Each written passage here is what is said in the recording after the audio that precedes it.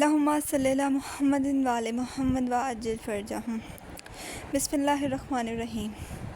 آج ہم آپ کے سامنے نہایت افسوسناک واقعہ پیش کرنے والے ہیں جو اس امت نے اپنے نبی کے ساتھ کیا، اور وہ واقعہ عام ہے، ہر جگہ موجود ہے۔ 25 صفر 11 ہجری وہ دن تھا جب نبی پاک پر ہذیان کا الزام لگایا گیا، اور یہ واقعہ کس طرح ہوا، جس کو واقعہ کرتاس بھی کہتے ہیں، وہ اس ویڈیو میں پیش کریں گے، اور حوالہ آپ کو سنی کتابوں کا دیا جائے گا تاکہ جو دوسرے فقہ سے ریلیٹڈ لوگ ہیں یا دوسرے فقہ کو مانتے ہیں جیسے سنی برادران، تو ان کے لیے ویڈیو دیکھنا بہت ضروری ہے۔ ہم اپنی شیعہ میں تو کتابات میں ہماری بہت لکھا ہے، شیعہ کتب میں تو بہت ہے یہ والے حوالے ریفرنس، پر وہ کہتے ہیں کہ شیعہ اپنے سے بناتے ہیں، تو شیعہ اگر اپنے سے بناتے تو پھر ان کو انہی کی کتابوں سے یہ واقعہ پڑھ کر سنا دیتے ہیں۔ تو ہم آپ کو شیعہ کتابوں سے نہیں بلکہ سنی کتابوں کا ریفرنس دے کر یہ واقعہ شروع کرتے ہیں۔ واقعہ کچھ یوں ہے کہ شہادت سے 3 دن قبل رسول خدا جمعرات کا دن تھا، تو اس دن رسول خدا نے اپنے اصحاب سے کاغذ اور قلم مانگا تاکہ ایسی وصیت لکھ دیں جس کے بعد امت گمراہ نہ ہو، لیکن ایک شخص نے آپ پر ہذیان کا الزام لگایا، جس کی وجہ سے حجرہ رسول خدا میں اختلاف کی وجہ سے شور شرابہ ہوا۔ اس پر رسول خدا نے کو باہر نکل جانے کا حکم دیا۔ یہ ہے واقعہ کرتاس، جب رسول خدا پر ہذیان کا الزام لگایا، اور وہ کون تھا جس نے لگایا؟ کسی کے پاس کوئی جواب ہے؟ کوئی دور سے غیر مسلم اگر اٹھ کے آئیں اور وہ پوچھیں کہ کیا تمہارے نبی کا قتل ہوا تھا یا وہ وفات پا گئے تھے یا ان کی رحلت ہوئی تھی، تو کیا ان مسلمانوں کے پاس کوئی اوتھینٹک جواب ہے، کوئی صحیح جواب ہے؟ نہیں، یہ اپنے بزرگوں کو بچانا چاہتے ہیں، اصل مقصد یہ ہے ان کا۔ اور صاف بات یہ ہے کہ یہ ان لوگوں کو شو ہی نہیں کرنا چاہتے، بتانا ہی نہیں چاہتے۔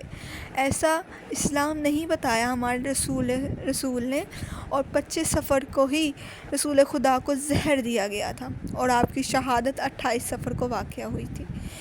یہ آنے والی ویڈیو رسول خدا کی شہادت پہ ہوگی، تو آپ سے گزارش ہے وہ ضرور دیکھیے گا۔ اور میں یہ کہنا چاہتی ہوں کہ آپ سوچ رہے ہوں گے حوالے نہیں دیے، تو حوالے جو ہیں وہ میں نیچے ڈسکرپشن میں لکھ دوں گی، آپ جا کے پڑھ لیجئے گا تاکہ جس کو شک ہے ان باتوں میں وہ مطمئن ہو جائے کہ یہ ہم اپنی کتابوں سے نہیں بیان کر رہے، شیعہ کتابوں سے نہیں بیان ہوا، بلکہ سنی کتاب میں ہی مستند روایات کے اکارڈنگ ہی بیان کیا گیا ہے، ان روایات کے مطابق ہی اس واقعے کو بیان کیا گیا ہے۔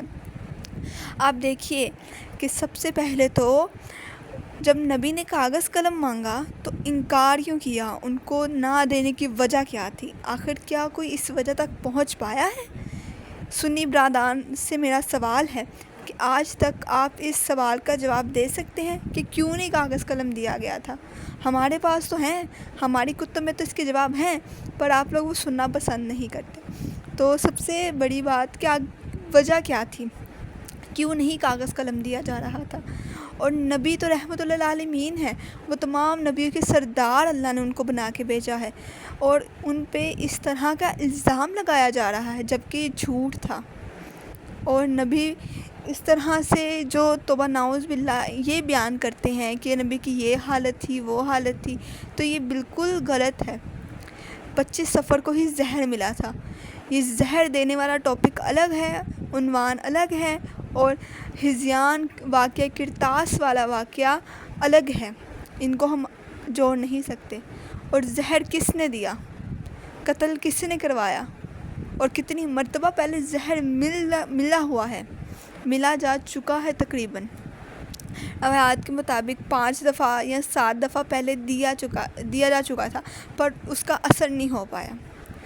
اب بات صرف اتنی ہے کہ رسول خدا کو کاغذ اور قلم کیوں نہیں دیا گیا، اور اگر رسول خدا نے آپ کو ایک کام کہا ہے کہ مجھے یہ کرنا ہے، آپ مجھے وہ چیزیں لا دیں، تو انکار کس نے کیا؟ رسول کے حکم کو کس نے منع کیا؟ اور قرآن میں ذکر ہے کہ جو شخص اللہ اور اس کے رسول کا حکم بجا نہیں لاتا یقیناً وہ جہنم کا مستحق ہے۔ قرآن میں ہزاروں جگہ یہ لکھا ہے کہ رسول اللہ اور اس کے رسول کا حکم مانو، اے بندو، اے مومنو اس کا حکم مانو۔ اللہ مومنوں سے خطاب بھی ہوا اور بندوں سے بھی۔ تو بات صرف صاف اتنی ہے۔ میرے کچھ سوالات ہیں، اگر آپ جواب دے دیں تو بہت بہتر ہوگا، وگرنہ ہمارے پاس ان تمام سوالات کے جواب بھی ہیں، لیکن میں صرف اتنا کہنا چاہتی ہوں کہ رسول کا حکم کس نے نہیں مانا، اور وہ کون شخص تھے جنہوں نے یہ گستاخی کرنے کی کوشش کی اور یہ الزام لگایا رسول خدا پہ؟ آپ بتا دیجئے تو بہت اچھا ہوگا۔ اور رسول خدا کا حکم نہ ماننا بہت بڑا گناہ ہے اور عذاب الہی ہے، کیونکہ وہ اللہ کے نور اور اس کی حجت ہیں۔ تو صاف بات یہی ہے، رسول کا حکم ماننا ہم پہ لازم ہے، اور جنہوں نے نہیں مانا وہ کون تھے؟ اس کا مطلب وہ کافر ہو چکے تھے یا پہلے سے ہی کافر تھے، یا مان لیجئے سب کے سب تسلیم کر لیجئے۔ اللہ حافظ۔